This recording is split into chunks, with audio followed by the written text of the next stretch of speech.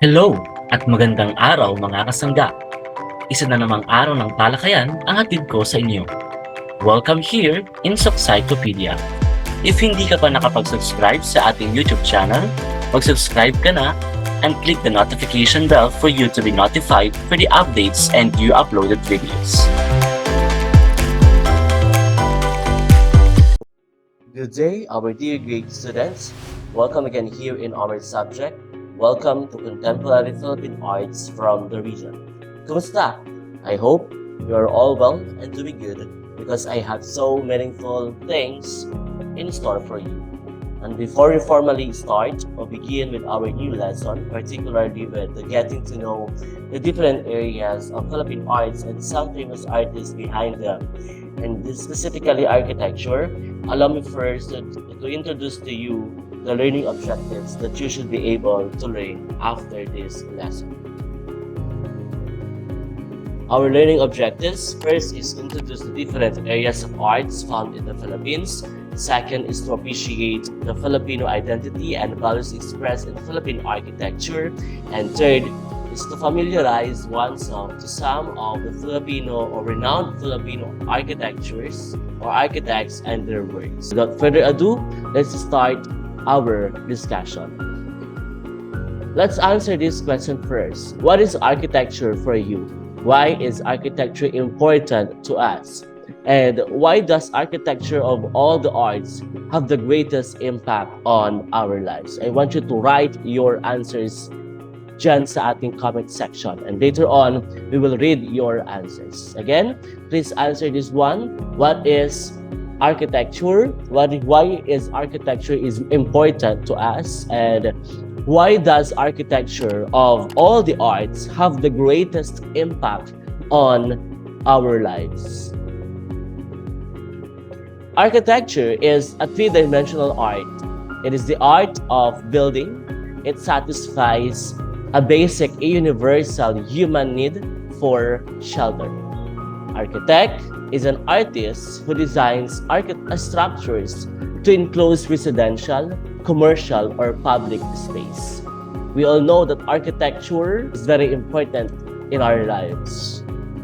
It talks about how we appreciate our arts, and of course, it talks about the art of building, and it satisfies the basic, universal human need for shelter.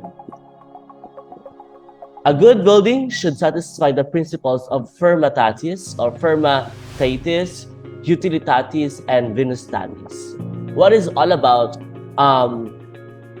these terms? Anong ibig sabihin ng mga terms na ito? The firmatatis, utilitatis, and of course, venustatis. Okay? For the information, firmatatis and other term for firmatatis is none other than durability. Okay, from the word itself, being firm, it should stand up robustly and remain in good condition. Of course, sa paggagawa ng buildings, sa paggawa ng mga gusali, dapat kailangan ang pundasyon nito ay matibay. Okay? Yan. Next is we have utilitatis, or from the word itself, utility. Okay? It should be useful and function well for the people using it. Of course, when you are building a tower, you are building a building, of course, dapat nagagamit yun ng tao. Diba? Kasi useless yan kapag walang tao na gumagamit. Paano mababalik yung ginastos mo sa paggawa ng building? So, dapat may return of investment. Next, venustatis, or that is none other than beauty, should delight people and raise their spirits. Okay, let's go back in the pre-Spanish period. In pre-Spanish period, ancient cave dwellers exist in carved figures on cave walls, which was called Philippine murals. Diba? As we discussed last meeting, we talked about the different styles, paano nililibing ang mga tao. Yan, sa Sagada, mayroong hanging coffins. Sa mga mountainous places, may mga hanging coffins. Yung iba naman ay inililibing sa lupa. At yung iba naman ay iba't ibang estilo sa paglilibing ng kanilang mga mahal sa buhay. We have this one, the different renowned Filipinos in the field of architectures and design. We have this, si Leandro Locsin, Juan Napkil, and Ildefonso Santos Santos. Okay, sino-sino kaya at ano-ano kaya ang contributions ng mga taong to? Let's start first with Leandro Locsin. Leandro Locsin, it is an architect. Okay, he is architect, interior designer, artist, and classically trained pianist. Known for his ability to make this most monolithic of materials appear weightless and to elegantly combine Western brutalism with vernacular elements. One of the Locsin's most famous works is the Cultural Center of the Philippines Complex, diba? The CPP, okay?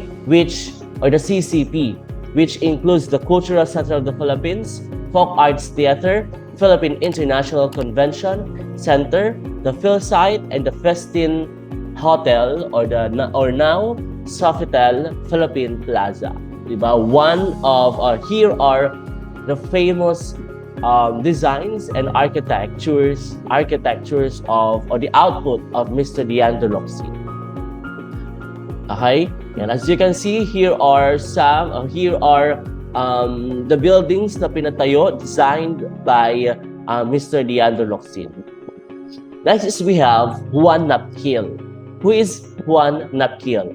Juan Napkil committed to the belief that architecture built in the Philippines should reflect its culture and people. Of course, make sure lang na kapag gumagawa ka ng architecture ng work mo, ay dapat it reflects the culture and the people sa bansang yon. For example, here in our country, it should reflect the culture and the people in the Philippines. Next, worked on the restoration of the home of national hero Jose Rizal. He was named a national artist for architecture in 1973. Jeronimo de los Reyes Building, Magsaysay Building, Rizal Theater, Capitol Theater, Captain Pepe Building, Manila Jockey Club, Rufino Building, Philippine Village Hotel, University of the Philippines, Administration and University Library, and the reconstructed Rizal House in Calamba, Laguna. Diba? Marami rin siyang naging kontribusyon sa ating bansa. That is Juan Napkil. Titignan ninyo, ito ang ilan sa mga trabaho, mga output ni Sir Juan Napkil. Yeah. Next is we have Ildefonso Santos, popularly known simply as IP Santos. Was a Filipino architect who was known for being the father of Philippine landscape architecture. He was recognized as a national artist of the Philippines in the field of architecture in 2006. And the earliest successful projects was the Makati Commercial Center or the MCC. Yan, napakalawak yan, yung MCC. Kung tidagdanin ninyo, yung structure and the design, the architecture ng building na yun ay napakaganda. Okay, ilan lamang sila sa mga tao, sa mga Pilipino, ang mga sikat na Pilipino na malaki ang naging kontribusyon sa ating bansa when it comes to architecture. Okay? In Philippine architecture, it is a mixture of native Filipino, Spanish, and Chinese influences. During the 19th century, wealthy Filipinos built some fine houses, usually with solid stone foundations or brick lower walls, and overhanging wooden upper story with balustrades and capiz shell, sliding windows, and a tiled roof. Kung titignan ninyo, ang mga Filipino, okay, yung mga Espanyol, ay meron silang contribution sa ating bansa. Kung titignan ninyo yung mga capiz shell, yan, and ano pa, yung mga wooden upper story houses, yan, kung mapapansin nyo, those are examples of architecture, the Philippine architecture. The purpose of architecture is to document human footprints on Earth in a physical form. The buildings of a place reflect the culture of the area.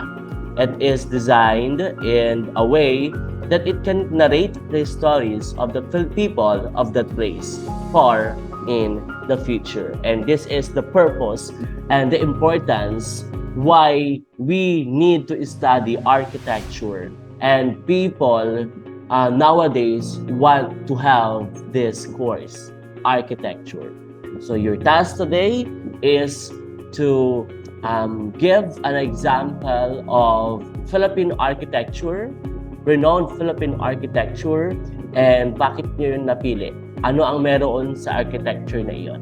Saan ito nakikita? Okay? Thank you and God bless.